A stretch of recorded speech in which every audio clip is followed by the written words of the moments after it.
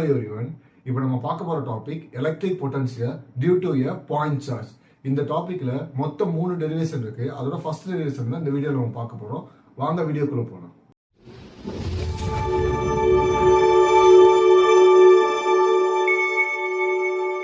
Students, இப்போ டயகிராமோட ஃபார்முலாவோட explanation நம்ம பார்க்கலாம்.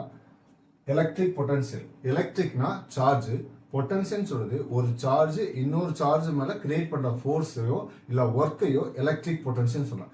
எக்ஸாம்பிள், நான் ஒரு பாசிட்டிவ் சார்ஜ் எடுத்துக்கிறேன். அந்த சார்ஜ் வந்து ஏன்னு எடுத்துக்கிறேன். அந்த பாசிட்டிவ் சார்ஜுக்கு வந்து பாத்தீங்கன்னா ஒரு எலக்ட்ரிக் ஃபீல்டு இருக்கும். அந்த பாயிண்ட்டை வந்து பாத்தீங்கன்னா பின்னு மென்ஷன் பண்ணிக்கிறேன். அதுக்கான டிஸ்டன்ஸ் வந்து ஆர். இந்த எலக்ட்ரிக் ஃபீல்டு வந்து பாத்தீங்கன்னா இந்த சார்ஜ் மேல எப்படி ஃபோர்ஸை கிரியேட் பண்ணணும்னா ஒரு சர்க்குலர் ஷேப்ல தான் இப்படி கிரியேட் பண்ணியிருக்கும். இப்ப இந்த சார்ஜ் இன்னொரு சார்ஜை இந்த எலக்ட்ரிக் ஃபீல்டுக்குள்ள கொண்டு வர ப்ராசஸ் இருக்கு பாத்தீங்களா, அந்த ஒர்க் தான் எலக்ட்ரிக் பொட்டன்ஷியல். இப்ப இங்க ஒரு பாசிட்டிவ் சார்ஜ் இருக்குன்னு வச்சுக்கலாம். இது ஒரு இன்ஃபினிட் டிஸ்டன்ஸ், ஏதோ டிஸ்டன்ஸ்ல இருக்கு. இப்ப இந்த சார்ஜை இந்த எலக்ட்ரிக் ஃபீல்டுக்குள்ள கொண்டு வர்றதுக்கான இந்த சார்ஜோட ஒர்க் தான் வந்து பாத்தீங்கன்னா எலக்ட்ரிக் பொட்டன்ஷியல். சோ இதுக்கான ஃபார்முலா பாருங்க. எலக்ட்ரிக் பொட்டன்ஷியல் ஃபார்முலா வந்து பாத்தீங்கன்னா V. இங்க எல்லாம் மெயினா மேஜர் அப்ளை பண்றது எலக்ட்ரிக் ஃபீல்டா E. நெக்ஸ்ட் இங்க இருந்து நம்ம இங்க கொண்டு வரோம். அப்ப டிஸ்டன்ஸ் சேஞ்ச் ஆகுதா, அதை dr னு டினோட் பண்ணிக்கலாம். இந்த d ன்னு சொல்றீங்க டிஃபரன்சியேஷன் சொல்லலாம். அப்ப டிஃபரன்சியேஷன் கேன்சல் பண்றதுக்கு நமக்கு என்ன வேணும்? இன்டெகிரல் வேணுமா? அப்ப இன்டெகிரல்னா நமக்கு லிமிட் வேணும். லிமிட்னா இனிஷியல் லிமிட் அண்ட் ஃபைனல் லிமிட்னு வச்சுக்கலாம். இங்க இனிஷியல் லிமிட் எது? இந்த சார்ஜ் தான் ஸ்டார்ட் ஆகுது. அப்ப இன்ஃபினிட்னு சொல்றதா இனிஷியல் லிமிட். இனிஷியல் லிமிட் எப்பயுமே நம்ம கீழே தான் போடணும். ஃபைனல் லிமிட்னா அது எங்க வந்து கடைசியா ரீச் ஆகுதுன்னு பாத்தீங்கன்னா எலக்ட்ரிக் ஃபீல்ட் ரீச் ஆகுதா, அப்ப அதோட டிஸ்டன்ஸ் எங்க இருக்கு? ஆர். இப்ப ரெண்டுமே நான் பாசிட்டிவ் சார்ஜ் எடுத்திருக்கேன். அப்ப ரெண்டுமே பாசிட்டிவ் சார்ஜ்னா ரெண்டுமே விலகி தான் போகும். அப்ப ஆப்போசிட் டைரக்ஷனா, அப்ப அதை மைனஸ் டினோட் பண்ணிக்கிறோம். ஸோ இதுதான் வந்து பார்த்தீங்கன்னா டயக்ராம் அண்ட் ஃபார்முலாவோட எக்ஸ்பிளனேஷன். இப்போ நமக்கு ஃபார்முலாவோட வேல்யூ சப்ஸ்டிட் பண்ணலாம். ஈயோட வேல்யூ என்னது? E equal to 1 by 4 pi epsilon naught Q by R square. இது ஜெனரல் ஃபார்முலா. இதை இங்க சப்ஸ்டிட் பண்ணுங்க. V equal minus integral R infinity 1 by 4 pi epsilon naught Q by R square dr.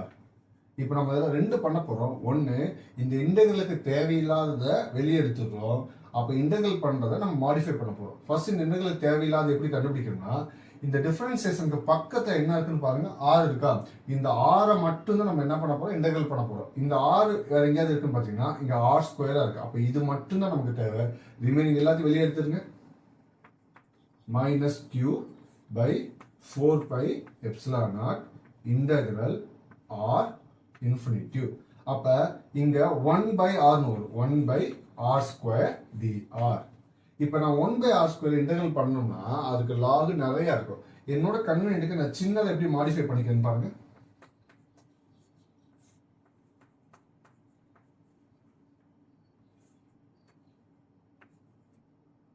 R power -2 dr. இப்போ எனக்கு integral பண்ணது easy. இன்டெகிரல்னா simple format தான். x power n இருக்கு. ஏதோ ஒரு நம்பருக்கு n ஒரு பவர் இருக்குன்னா இப்போ நீங்க இது இன்டெகிரல் பண்ணீங்கன்னா எப்படி வரும்னா இந்த பவர் கூட 1 ஆட் பண்ணிருங்க. n plus 1 ன்னு வந்துடும். இங்க நீங்க ஆட் பண்ணி என்ன வேல்யூ வந்துச்சோ அதே வேல்யூவை கீழே போடுங்க. அவ்வளவுதான். இப்போ இது இன்டெகிரல் பண்ணுங்க பார்ப்போம்.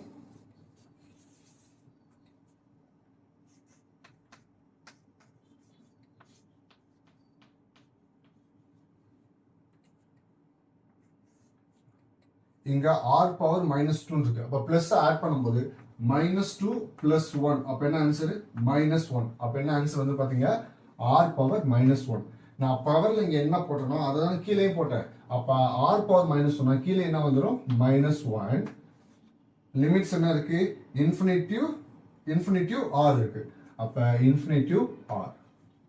இப்போ அதில் பாருங்க, இங்கேயும் மைனஸ் இருக்கு, இங்கேயும் மைனஸ் இருக்கு. இந்த மைனஸ் நான் வெளியே கொண்டு வந்தா மைனஸ் டிவைடட் மைனஸ் ஆயிரும், பிளஸ் ஆயிருமா? அப்போ ஆன்சர் பாருங்க, V equal to Q by 4 pi epsilon naught. பிராக்கெட்ல எனக்கு என்ன இருக்கு பார்த்தீங்கன்னா R பவர் -1 மட்டும் தனியா இருக்கா.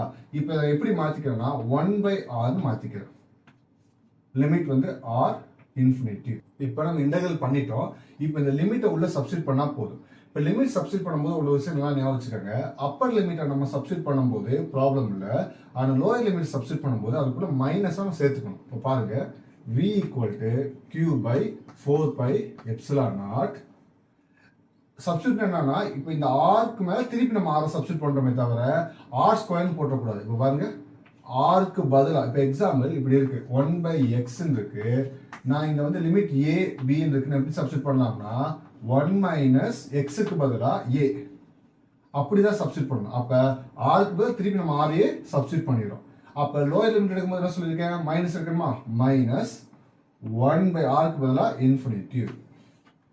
திருப்பி எழுதுங்க, v is equal to 1 by q by 4 pi epsilon naught 1 by r minus போட்டுக்கலாம். 1 by infinity என்னது 0 ஆயிடும். அப்ப ரிமைனிங் ஆன்சர் பாத்தீங்கன்னா v equal to 1 by 4 pi epsilon naught q by r. இப்போ நீங்க क्वेश्चन பாருங்க, electric potential due to a point charge. point charge ஒரு charge. அப்போ ஒரு சார்ஜுக்கான நம்ம டிஸ்டன்ஸும் எலக்ட்ரிக் பொட்டன்ஷியலும் கண்டுபிடிச்சிட்டோம். ஸ்டூடெண்ட்ஸ், இந்த டெரிவேஷன் நீங்கள் பண்ணுற மிஸ்டேக்கை மட்டும் பார்த்துக்கலாம். ஃபர்ஸ்ட் மிஸ்டேக்கு ஃபார்முலா தான். ஃபார்முலாவில் அது குறிப்பாக இந்த மைனஸ் போட மறந்துடுவீங்க. செகண்ட் மிஸ்டேக் என்ன பண்ணுவீங்கன்னு பார்த்தீங்கன்னா, மிஸ்டேக்னு சொல்ல முடியாது, அந்த இன்டெகிரல் உங்களுக்கு பண்ண தெரியாமல் நீங்கள் மெமரைஸ் பண்ணி பண்ணும்போது போட மிஸ்டேக். ஸோ இந்த இன்டெகிரலை மட்டும் நல்லா நீங்கள் ப்ராக்டிஸ் பண்ணிக்கோங்க. ஸோ இந்த இடத்துல நீங்கள் கொஞ்சம் கேர்ஃபுல்லாக டீல் பண்ணணும். மூணாவது மிஸ்டேக் எங்கன்னு பார்த்தீங்கன்னா, இங்கே இந்த லோயர் லிமிட் எடுக்கும்போது மைனஸ் சப்ஸ்டிட் பண்ணணும்ல, அதை நீங்கள் மாற்றி சப்ஸ்டிட் பண்ணிட்டீங்களோ இல்லை இந்த லிமிட்ஸை வந்து பார்த்தீங்கன்னா இன்ஃபினிட்னு மேலே போட்டு கீழே ஆறுன்னு போட்டாலே ஆன்சர் மொத்தமாக உங்களுக்கு சேஞ்ச் ஆகிடும். ஸோ இந்த 3 பிளேஸை மட்டும் நீங்கள் கேர்ஃபுல்லாக டீல் பண்ணீங்கன்னா இந்த டெரிவேஷன் ஈஸியாக முடிச்சிடும். ஸ்டூடெண்ட்ஸ், இப்போ இந்த டெரிவேஷனுக்கான ஹிண்ட்ஸ் பார்த்துக்கலாம். மொத்தம் 5 ஹிண்ட்ஸ் தான். First formula v equal to minus integral R infinitive E d r. Second electric ஃபீல்டுக்கான ஃபார்முலா, இதை நம்ம இங்கே சப்ஸ்டிட் பண்ணணும். இந்த 2 ஃபார்முலா உங்களுக்கு நல்லா ஞாபகம் இருந்தாலே ஈஸியாக டெரிவேஷன் முடிஞ்சிடும். தேர்ட் ரொம்ப இம்பார்ட்டன்ட் பார்த்தீங்கன்னா எப்படி இன்டெகிரல் பண்ணுறதுக்கு தான். ஸோ அதுக்கு தான் சொல்லியிருக்கேன். இப்போ எக்ஸ் ஸ்கொயர் இன்டெகிரல் பண்ணுறோம். என்ன சொல்லியிருக்கேன், பவரை வந்து ஒன்று ஆட் பண்ணிக்கோங்க. அப்போ எக்ஸ் கியூப், அப்போ மேலே என்ன ஆட் ஆச்சோ அதை அப்படியே கீழே போட்டுருங்க, முடிஞ்சிச்சு. ஃபோர்த் ரொம்ப முக்கியமானது, நீங்கள் லிமிட்ஸ் போடும்போது அப்பர் லிமிட் எடுத்து ஃபர்ஸ்ட் போட்டுட்டு லோவர் லிமிட்டை நீங்கள் எடுக்கும்போது மைனஸ் கண்டிப்பாக மறக்காமல் போட்டுடணும். இந்த 4 கரெக்டாக பண்ணீங்கன்னா ஃபைனல் ஆன்சர் ரொம்ப ஈஸியாக உங்களுக்கு வந்து. ஸ்டூடெண்ட்ஸ், இந்த வீடியோ உங்களை கண்டிப்பாக சாட்டிஸ்ஃபை பண்ணிருக்கேன்னு நம்புகிறேன். இதே மாதிரி வீடியோஸ் நீங்கள் பார்க்கறதுக்கு சேனலை சப்ஸ்கிரைப் பண்ணுங்கள், லைக் பண்ணுங்கள், உங்களை மாதிரி ஸ்டூடெண்ட்ஸ்க்கு ஷேர் பண்ணுங்கள். Thank you. Have a nice day.